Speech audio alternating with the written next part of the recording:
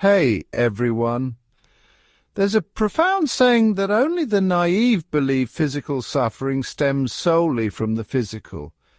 True misery, in essence, originates in our psychological, moral, and spiritual impoverishment.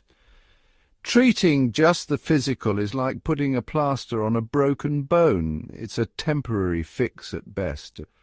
A philosopher dives deeper, seeking the root cause of our pain. They understand that what we often perceive as personal failings might actually reflect broader cultural and historical contexts. We often mistake societal pressures for personal issues. This is where philosophy and psychology diverge.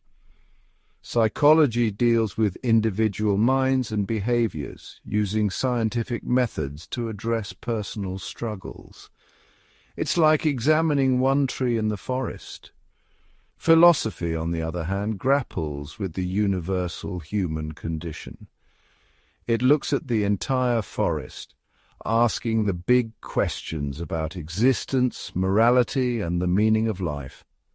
While psychology uses empirical evidence and observation, philosophy relies on reasoning and debate.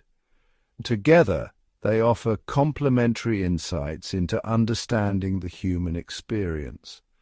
So next time you're faced with physical or mental challenges, consider looking beyond the surface. Dive deeper into the psychological, moral, and spiritual dimensions of your life. Thanks for watching. If you found this insightful, don't forget to subscribe for more uplifting content. See you in the next video.